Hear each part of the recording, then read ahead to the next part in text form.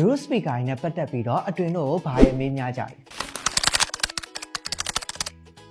Home, tablet, laptop, desktop နဲ့ smart TV စတဲ့ device ကုန်လုံးနဲ့ချိတ်ဆက်နိုင်ပါတယ်10 မီတာအတွင်းမှာပြတ်တောက်မှုရှိပဲနဲ့အလွယ်ကူဆုံးချိတ်ဆက်နိုင်ပါတယ် model အလိုက် IP rating တွေကတော့ကွာခြားနိုင်ပါတယ် IPX နဲ့ IPX7 ပါမှတာရေဆိုးခံနိုင်တာပါဘောလုံးအမြင့်ဆုံးနဲ့ဖွင့်ထားမယ်ဆိုရင်တော့အချိန်ကွာခြားတတ်တွေရောရှိနိုင်ပါတယ်ပုံမှန်အားဖြင့် model တော်တော်များများကတော့အချိန်6နိုင်ကနေ10နိုင်ဝန်းကျင်လောက်ထိတော့အသုံးပြုနိုင်ပါတယ်အများစုကတော့အချိန်2နိုင်ကနေ3နိုင်လောက်ထိတော့အားသွင်းပေးရပါတယ်ရပါတယ်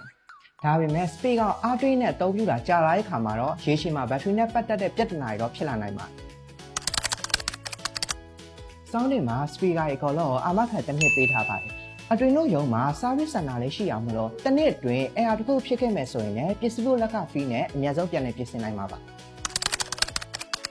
ရန်ကုန်မြို့တွင်ဆိုရင်တော့2ရက်ကနေ3ရက်အတွင်းကြာနိုင်ပြီးတော့တခြားမြို့တွေဆိုရင်တော့တစ်ပတ်ဝန်းကျင်လောက်ထိတော့ကြာနိုင်ပါတယ်နေကြဘက်နဲ့ Royal Express ရောက်တဲ့မြို့တိုင်းအတွက်အိမ်ရောက်ငွေချေနဲ့ပို့ဆောင်ပေးပြီးတော့ကားဂိတ်တင်မရတဲ့မြို့တွေကတော့ငွေကြိုရှင်းပေးရပါတယ်။ကဲအခုအတွင်ဖြေသွားတဲ့မိကုန်းတွေကတော့အမင်းများရဲ့မိကုန်းတွေပဲဖြစ်ပါတယ်။နောက်ထပ်သိချင်တာရှိရင်တော့ comment မှာဝင်ရောက်ရေးခဲ့ပေးအောင်နော်။ Bye bye